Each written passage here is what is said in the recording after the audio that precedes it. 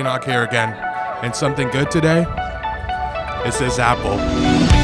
Algo bueno que está pasando es que pronto viene la noche internacional y es una noche bien bonita y estoy bien emocionada para compartir esa noche con ustedes.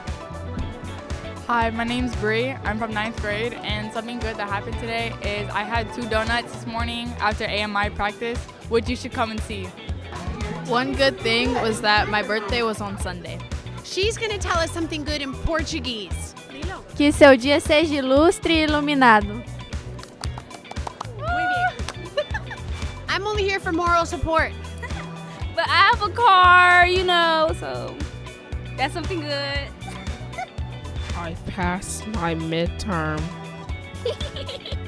Something good is that we're painting today. We're painting. Hi, my name is Mrs. Jones, and something good that happened to me today is that this morning my husband made me a breakfast sandwich, and it was bacon, egg, and cheese on an English muffin, and it was one of the best breakfast sandwiches I've ever had. So I started my day off on a really great note. Hello, my name is Nolan, and my last game I scored 5 goals, and we have the upcoming game tomorrow at Parkview High School. I've been doing really good in track. I feel like my times are very well, and I'm getting better and better. Something good that happened to me is that I PR'd during my 400 at my track meet last week. And I passed my test that I was stressing out about. Hey there, my name is Harry, and I am varsity boys manager. I just want to say that I'm very proud of my boy and also my coach. They did very good. They just played Croatian soccer like last Friday, and I'm very proud of them. Hi, my name is Geraldi, and something good that happened today, I passed my French test with a 95. Well, it was a vocabulary quiz, but still, I suck at French, so yeah. All right, so something good we gotta say is that we've been having a good second semester, right? Yeah. And, all our classes too. Good luck to everybody. Good luck to everybody on the midterm this week. You know what I'm saying? Make sure you pass the midterm. Get 100 like me. I don't never get below. Yeah. No cheating. No phones. Straight brain. Right. You know what I'm saying? You gotta do that on your own. You know what I mean? Pass all your classes. Stay focused. You know what I'm saying? If you don't work on time, turn in all your business assignments. Let's do it, guys. Don't have no missing assignment. Yeah, stay safe.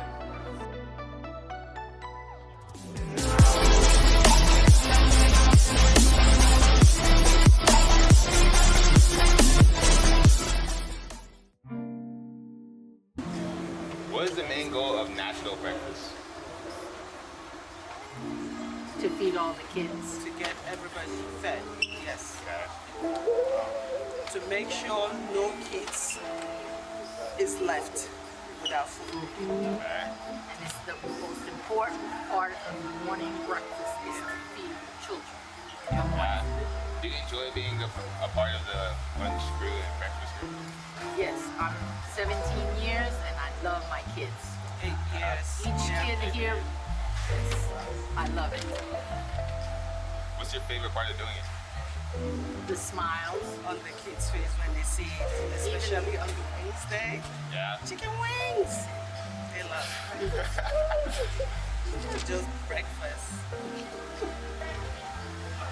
And last thing, do you enjoy interacting with the students in the afternoons, in the mornings? Me? Yes. I love to see, even though some of you kids give me attitude, but I love y'all. Yeah, I'm gonna show you, I'm not one of those. Because I know I've been here 17 years and I know some of them come back and they said, oh, I remember you. Or I'll be out there in the loot. Oh, I remember you. You were my lunch lady. And that gives us joy. Whenever some of them come, with that face, we always try to cheer them up, make them smile. Like, hello, you okay? Chat with them. At the end of the day, before they leave, they go on smiling, which makes us happy too. Because we're older and we know that this is just the beginning. Yeah. You guys, some of you in the morning, it's like, oh, I don't want parents, I don't want to be here. Life is so tough. Yeah. But As years will show you, this is just the beginning. Yeah. The bottom line, we enjoy, seeing you happy, seeing you. Yeah, we like our work. Okay. Well, that's all the questions I have. Thank you for your time for this interview, and thank you for all the service you have. Thank you.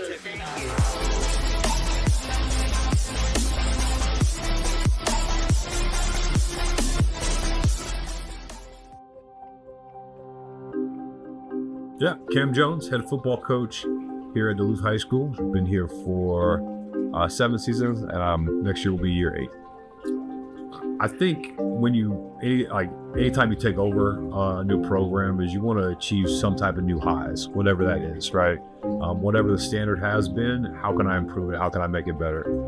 So one of the mantra that we talk about is always improving, striving to be the best version of ourselves, and that's kind of the approach we took. And not just wins and losses, but how do we make everything better? How do we make the program better? How do we make the facilities better? How do we make, how do we develop our young men better? And just, so rather than quantifying it, sure there's tangible goals within that, but just a mindset of always trying to get better and improve. And we've been fortunate to do some of those things on and off the field. My relationship with my players and coaches, I think it's all different, but at the same time, it's all the same. We talk about family within our program, and we have to, we talk about what that looks like. And we say a family is a group of people that surround themselves with a common, and that share a common set of beliefs and behavioral standards. Does everyone always meet that expectation? No, right? Sometimes you might ground your son or your daughter or as your child, and it's actually, your biological kids. Same thing, right? We want to hold our players to a high standard, but at the same time, I think every relationship is different. You need to, I think it's about pushing them and motivating them to be their best, whatever that looks like. I think that's one thing that I probably miss the most about being a head coach is that direct interaction with players. Since I don't work directly with one individual position group, so I miss out on that piece a lot. But at the same time, I think it's still finding ways as the head coach to be intentional with developing relationships. And I have players from 8, 9, 10 years ago that'll still stop by and visit. So that's pretty awesome that I meant enough to them where they take the time to come back and visit, and catch up and do those things. Like in general, what motivates me is I want to be the best father and husband that I can be for my family at home. Again, I got 2 little girls and they mean the world to me, and just trying to be the best I can be for them, both, and first and foremost as a father. Some people don't like to talk about it, but I understand that, I think about, I rent my chair, like Duluth will have a new head coach eventually. And so I don't take it for granted, and I take great pride and responsibility in that role.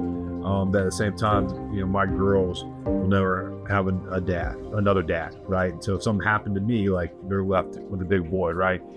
If something happened to me, Duluth's gonna have a new football coaches in 35 to 60 days, right? And so I just kind of keep that in perspective. I take great pride in knowing that. Again, that I have and I'm very fortunate and excited to be able to lead 100 young men in Duluth High School football, but at the same time, I understand what truly motivates me is my family and my kids and my girls.